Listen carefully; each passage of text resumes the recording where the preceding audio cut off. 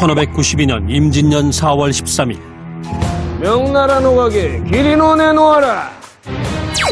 지금의 일본인 외가 명을 정벌하러 간다는 핑계로 부산포를 침략하면서 시작된 임진왜란은 20여일 만에 경복궁까지 불에 타고 임금은 피난까지 가게 되는데 조선이 큰 피해를 입었던 것은 외의 군사들이 서양에서 들여온 총을 사용했기 때문이었다. 성균관 대사성이었던 이수광은 이런 외의 모습에 큰 충격을 받는다. 미개하다고 얕잡아보도 왜는 서양의 문물들을 받아들여 앞서가고 있었어. 서양 문물에 대해 갈증을 느끼고 있던 이수광은 1597년 기회를 잡게 되는데 우리가 비록 전쟁 중이지만 명예궁전이 불탔다고 하니 사신을 보내야겠다. 대사성 이수광은 전쟁 전에도 명나라에 다녀왔으니 이번에도 이수광이 다녀오는 것이 좋겠다.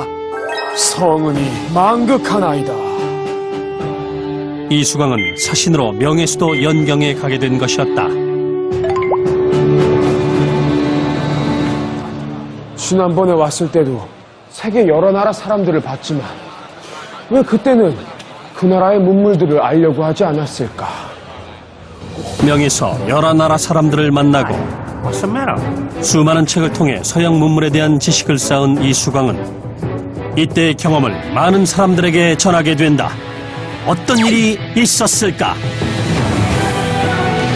이수광 우리나라 최초의 백과사전을 쓰다. 1598년 임진왜란은 조선의 승리로 끝났지만 조정에서는 당파 싸움에 여념이 없었다. 이때 어느 편에도 서지 않았던 이수광은 선조가 죽고 광해군이 왕위에 오르자 위기에 처하게 되는데 1610년 광해군 2년 나의 생모인 공빈 김씨를 공성왕으로 모시겠다. 전하, 그것은 예의에 어긋납니다. 궁빈마마는 후궁이시옵니다. 선조 임금께서는 이미 돌아가셨기 때문에 후궁은 왕후에 오르실 수 없습니다. 왕인 나의 어머니다. 왕인 내가 왕후를 모시겠다는데 반대하는 자 있느냐? 왕의 생모를 왕후로 승격하는 문제에 홀로 반대하다 광해군과 사이가 벌어졌으며 1614년 광해군 6년에는 왕께서 동생인 영창대군을 죽이시다니. 이런 왕 아래서는 나란 일을 할 수가 없다. 광해군이 왕위를 빼앗길 것을 두려워해 동생 영창대군을 죽이자 이수광은 벼슬을 내려놓고 두문불출한다. 아니 우리 나리는 뭐 어쩌려고 저러신디야? 아니 그냥 벼슬도 다 내려놓고 맨날 책만 읽으시고 말이오. 그러게나 말이다. 그러게. 아이고 나리 어쩐 일이시래요? 너희 주인 어른 좀 만나러 왔다. 어르신께서는 여긴 어인일로. 이수광을 찾아온 한백겸 역시 광해군이 동생을 죽인 일이 마음에 들지 않자 벼슬을 내려놓은 학자이자 신하였다. 벼슬을 내려놓았지만 마음이 편치가 않습니다. 백성들을 위해 할 수 있는 것이 없으니까요. 그럴 테지. 이복의 수광. 벼슬을 하지 않고도 백성들을 위해 할 수 있는 것이 있다네. 예? 자네는 책도 많이 읽었고 뛰어난 문장력을 가지고 있지. 무엇보다 명예 사신으로 3번이나 다녀오지 않았나. 그래. 그때 무엇을 보고 배웠는가? 명예는 서양 여러 나라 사람들이 드나들면서 서양의 많은 기술과 학문들이 들어와 있었습니다. 임진왜란 때 외가 사용했던 총이나 명이 사용했던 대포도 서양에서 들여온 것이었지요. 그랬다고 하더군. 이것을 봐도 우리나라가 강해지려면 세계를 알아야 합니다. 그렇군. 그런데 그것들을 자네는 혼자만 알고 있을 텐가? 그렇다면 맞네. 책을 남겨 백성들을 일깨우도록 하게. 나도 요즘 우리나라 역사와 여러 지역에 관한 책을 쓰고 있다네. 그 생각을 못했군요. 그랬다. 당시 한백겸은 역사 지리서인 동국지리지를 쓰고 있었던 것이다. 그래, 내가 보고 깨달은 것들을 사람들에게 전해야겠어. 허허, 내가 왜 그 생각을 못했을까? 한백겸에게 감명을 받은 이수광은 수집한 자료들을 모아 책을 쓰기로 하는데 이게 다 나리께서 쓰신 거예요? 그렇지. 내가 읽었던 책의 내용이나 느낌, 또 영경에 가서 보고 배운 것들을 그대로 써둔 것이란다. 영경에 가면 신기한 게 엄청 많다면서요? 영경에 가면 명이나 외, 우리나라 사람들과는 아주 다르게 생긴 사람들이 많이 있단다. 다르게 생겼다고요?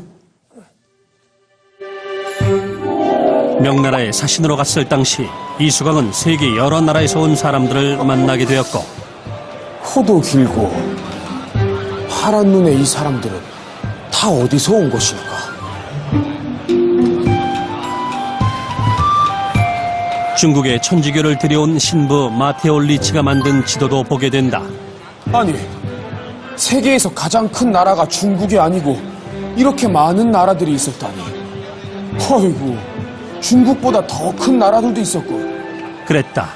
당시 조선 사람들은 세계에서 가장 큰 나라는 중국이고 중국을 중심으로 여러 개의 작은 나라들만이 있는 걸로 알고 있었다. 그래, 세상의 중심은 중국이 아니었어. 이런 사실을 모르는 사람들이 많이 있고 심지어 임금님께서도 모르시지.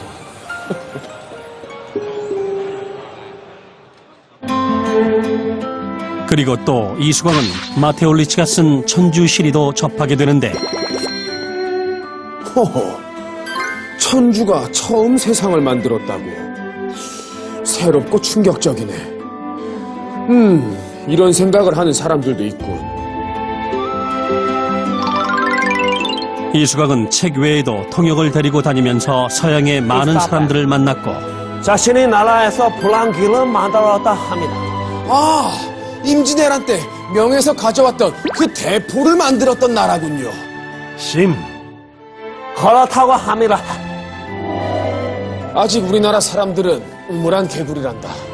세상은 넓고 여러 가지 기술이 있는데.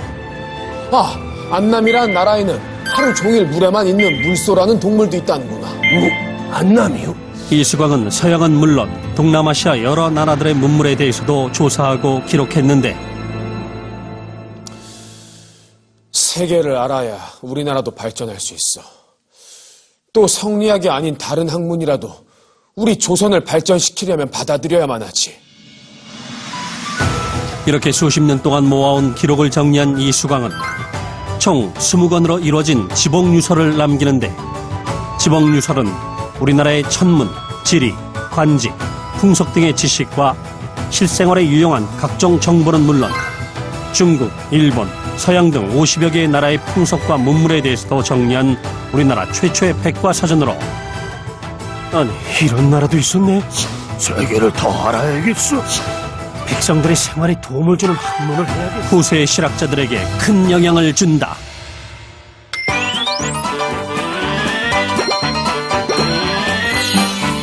선조와 광해군 시대 학자였던 이수광은 사신으로 세 차례 지금의 중국인 명을 방문하면서 중국은 물론 외와 서양, 동남아시아 여러 나라에 대한 많은 자료들을 보고 듣고 기록한 내용을 바탕으로 우리나라 최초의 백과사전인 지봉유서를 남긴다.